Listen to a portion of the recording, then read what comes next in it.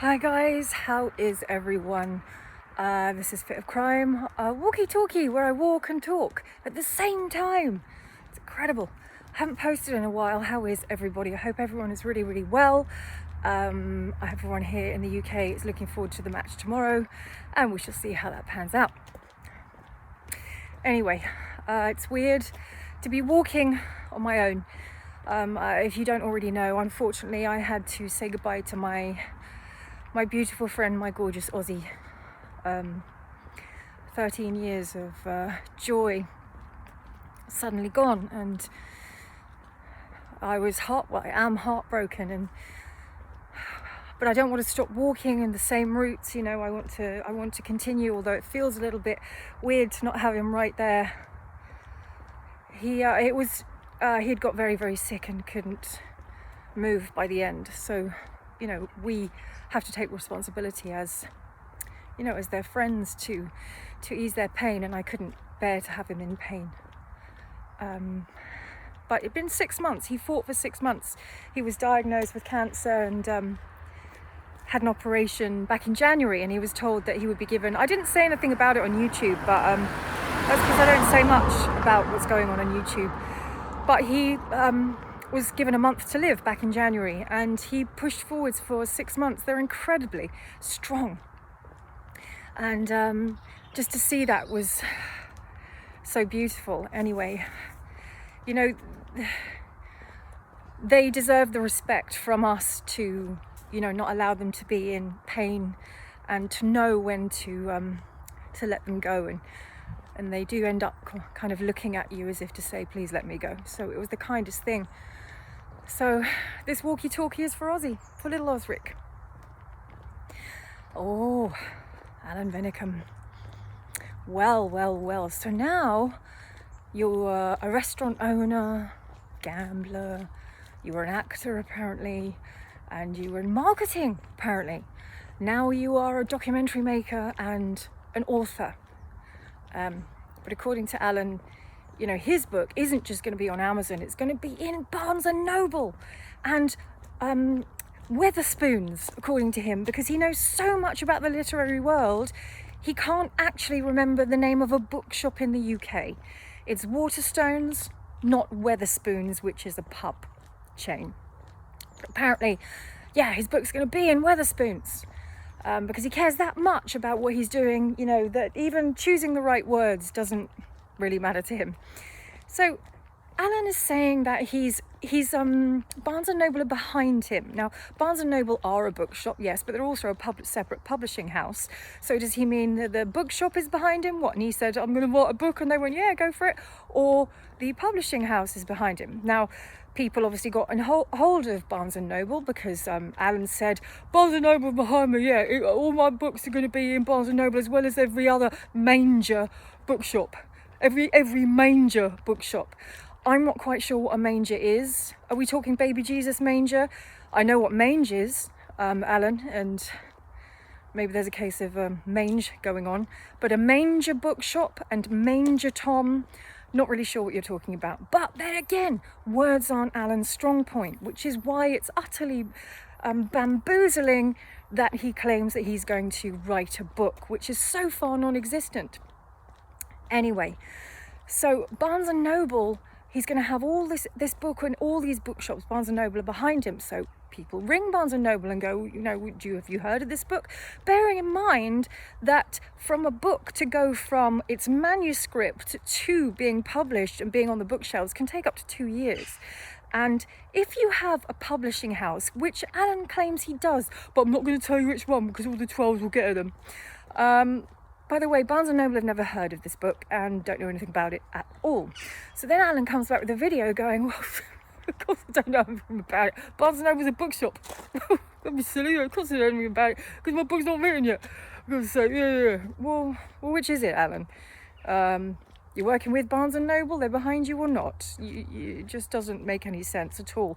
And also, you have a publishing deal. But according to Alan, you just write a book and then it's on the shelves. Well, yeah. So all the acquisition editors, the agents, the literary agents, the proofreaders, the editors, the distributors, all of the people in between that are sort of defunct, are they, Alan? So he needs money for a book, and he's begging for money for a book that he says is all proper, and he's doing it through a publishing house, and Barnes and Noble are behind him. So a publishing house does everything for an author. They do everything. You don't need any money because you've either been given a money up front for something that you've agreed to do, or they've seen your manuscript and feel like the acquisitions editors, which is the people at the beginning that look through the manuscript and go, is there potential in this? Is there money in this? And all that kind of stuff. So that has to be done, and it can take months and months and months and months and months before a book is even published. And you don't need any money. So Alan is saying he's doing this through a publishing house. Well, what's the money for then, Alan? What's the e-begging for? What have people paid thousands of pounds for? Just Alan's pocket, right? If he is self-penning and self-publishing a book, which anyone can do, bear in mind, everything is on your shoulders. You pay for everything. You pay for self-editing. You have to do, and editing is the key to writing a book. Everybody knows that. You print, you put it out into the shops if the shop is interested. You self-distribute, you self-market, you self-media market, all that kind of stuff. And therefore you do need money to be able to do that, because many authors just maybe aren't experienced in knowing how much it actually costs to print that book and then finally put it on the shelves. So it may look like it's a cheaper way of doing things, but it's actually not. And lots of people self-publish because they haven't been able to land an agent to be able to or a publishing house to be able to do that for them. And it's not necessarily they might not be good authors. It's just the fact that that publishing house didn't see it as being potentially viable for them. So lots of people do self-publish, but when you self-publish, because it's all on you, the chances of the book even being in a bookshop, even a local independent bookshop, is tiny, and anyone even buying that is even tinier. You can go straight onto Amazon and it's the same case there. But of course, Alan is banned from Amazon, right? Remember the whole fiasco before where he was writing a book? He was doing a collab with a very genuine, very lovely, professional author who went on his panel and realised what she was in and quickly scarpered and just split all deals with him. And her publishing house put out a statement saying, we're no longer anything to do with this. Alan, of course, couldn't deal with that. So he said he started to sort of try and ruin her reputation, this brilliant author, and saying, yeah, she wanted full everything, and I didn't want that, and therefore we had to let her go. Blah, blah, blah. Basically, she didn't want anything to do with him. Good on her. So then Alan said he's going to start to narrate the book instead, do an audio narration. Did that ever happen? No, of course it didn't. So here we are back again. Alan needs money for a non-existent book. He needs it even though he's doing it through a publishing house. So subs, ask Alan what the money is for, because if you are with a publishing house, they take care of everything. That's the point of having a contract with a publishing house. And it is a contract, it's all written down, it's all kosher. There are many people, publishing houses, who say, yeah, bring us the book and then we'll see if it's any good or not. But they'll take your book and they'll publish anything, but they're not kosher ones. So an author has to take their manuscript, or part of their manuscript, depending on how established they are, to their literary agent or an acquisitions editor who looks over it. And then the manuscript goes through many, many different stages before it even gets to print. And then before it even gets marketed, before it even ends up on the bookshelves, an author and its distributor are working together, and the publishing house, months and months, even a year before the book arrives on the bookshelves. And it has to come with its full cover and full forward, prologue, epilogue, all of that kind of stuff.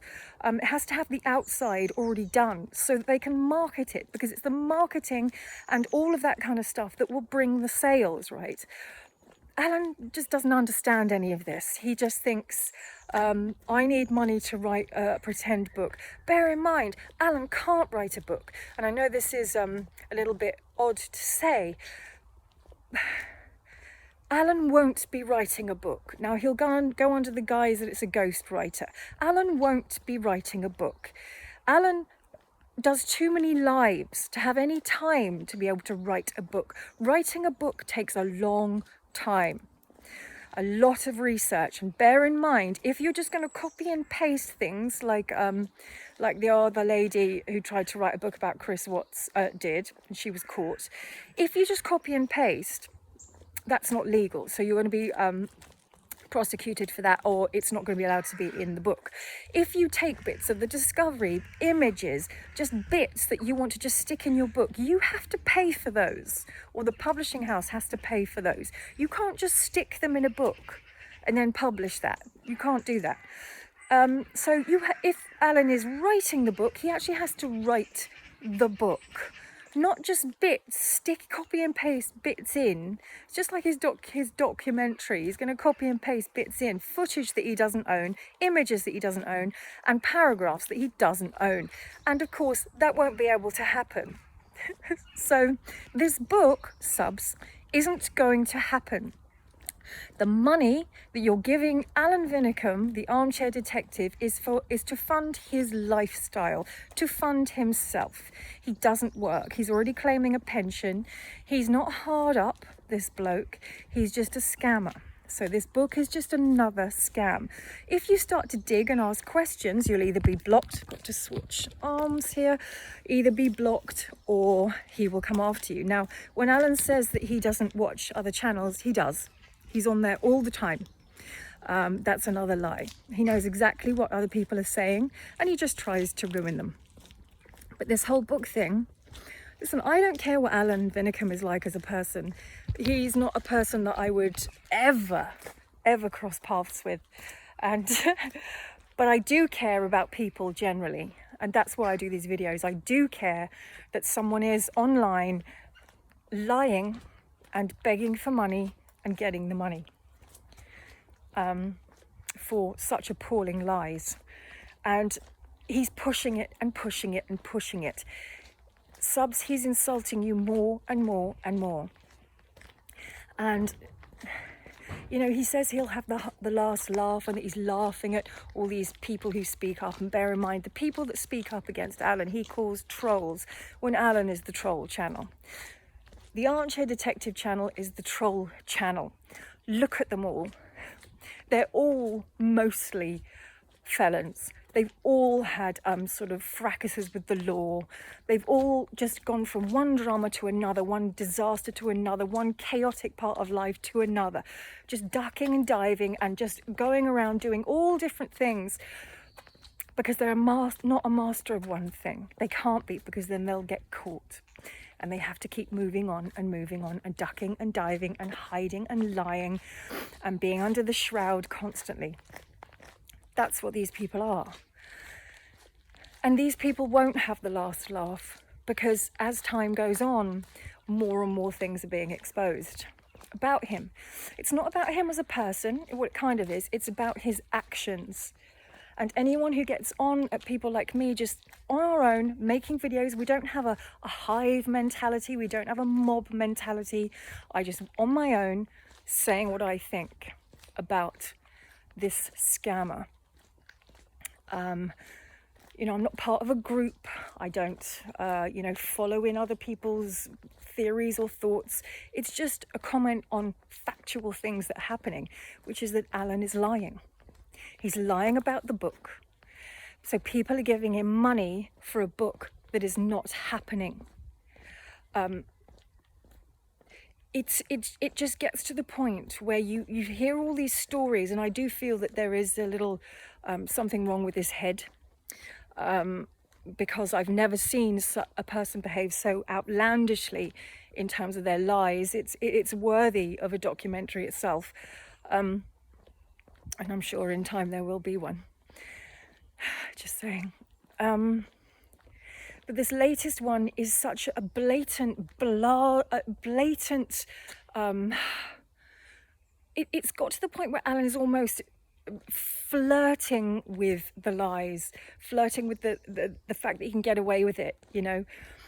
He goes so far now that it's so comedic It's almost like he wants people to make videos about him because it actually helps him. Maybe not, who knows, that's none of my business. But yeah, so the whole book thing is a complete load of crap, just like everything else he does. And Alan won't have the last laugh, because the more he goes on, the more desperately ill he looks. And I think more and more people are seeing that. So if you're a sub of his on here, go and ask some questions. Go and ask what the money is for that he's looking for. Where will it go? What's the timelines? How does it all work? How much of the book has he written? Same with the documentary. That will come next. There'll be you'll be begging for money for this documentary to get made. Bear in mind that people who are in this profession, and they are professionals, people in the literary world, people in the producing world, people in the documentary world, in the entertainment industry, are professionals. And it takes a long time to get to that point. You don't just decide it one day and do it. And it's the same with the way Alan talks about everything. He cheapens everything. He takes something and mixes it into a fable in his mind, and through the way he sees the world, he makes it seem like that's truth, that's fact, when it's actually not.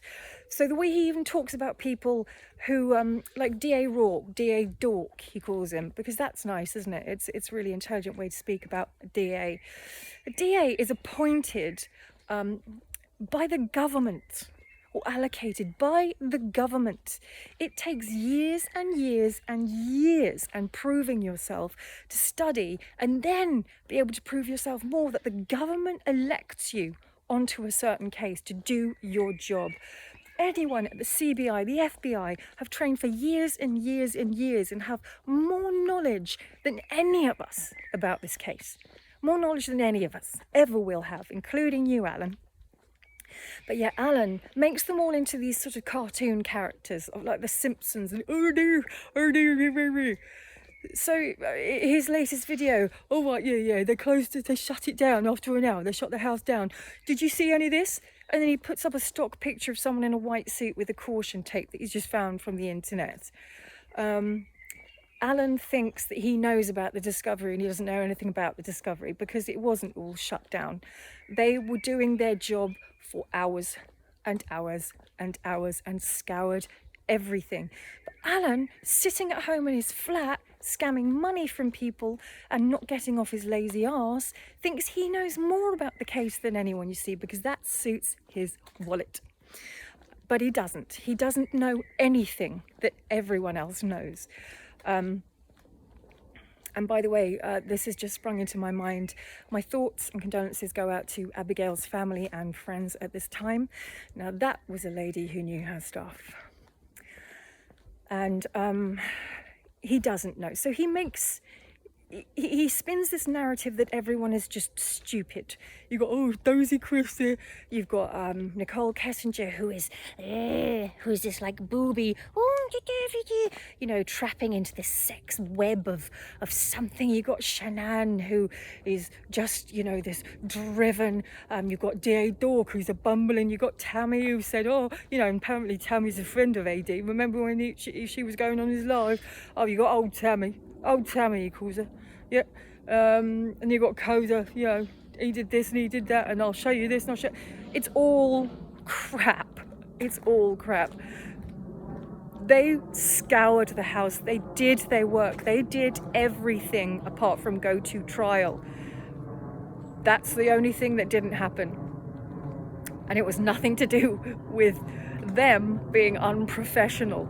But you see, because Alan doesn't see anything and doesn't hear it, unless he sees it like this in his face, he doesn't understand it. He doesn't understand how the world works. He doesn't know how publishing works, documentaries work, people work, cases work. Nothing. The only thing Alan understands is how his zip works on his wallet. That's all. Now, Alan has got all of this tied up in the States. So thinking that he won't be sort of found out, Bear in mind that Alan is banned from Amazon. He's not supposed to be managing or owning a business or running a business for years due to his fiddling, as it were. So he has to sort of circumnavigate all of this. And again, it's just more chaos. Banned from here. The last time he had a high blood pressure, it was because he was on a ban. You know, he had to do something. He's banned from this, banned from that, hate speech ban. He's banned from Amazon. He's being hounded by HMRC. It's utter chaos constantly. That's what happens if you have a life of lying and scamming. You will get caught. Or if you don't, after you pass, your family will be held responsible for the mess that you've made. And this is how disrespectful Alan is to his family. That he's leaving a legacy behind of utter carnage. And what does that make him as a person? Oh, hello. I don't know what that is. Anyone know what that is?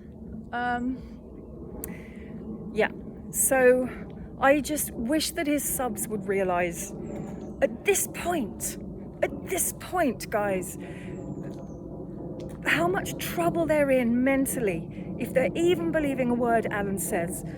And I would love a sub to come and challenge us, or challenge me as to why they think I'm wrong, why they think that Alan is kosher and this is a good thing, what he does for the case, what he's done for the case. And please don't mention the shadows, because Alan did not see the shadows first. He stole it, and that's a fact. If you come back to me with facts, with things that he's done, I've done my research and I will come back and say what I think. But yeah, please come and challenge me. Come and challenge me. Don't insult me.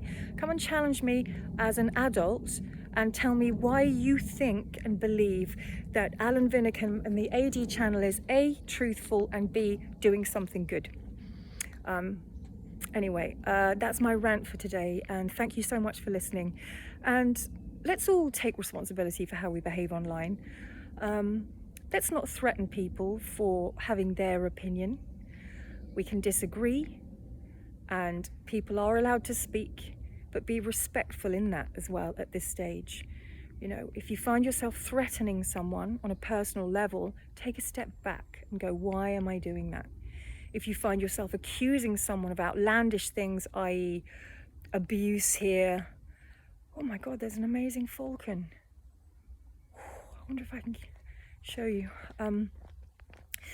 You know when you're behaving badly, because normally apology videos come after. Find the window where you don't have to behave badly in that way. Choose another direction maybe. And the more we do that, the more we can all just exist. We don't have to agree, we can just exist, and that's okay. We don't have to cross paths, right? I have just as much right to speak as anyone else without the threat of abuse, personal abuse.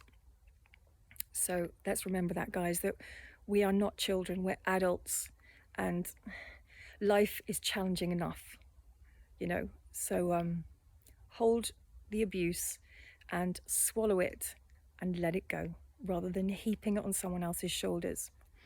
And again, my thoughts go out to Abigail's friends and family and those online here that knew her. Incredible woman, incredible work, and yeah, my thoughts are with you. Have a great day, guys.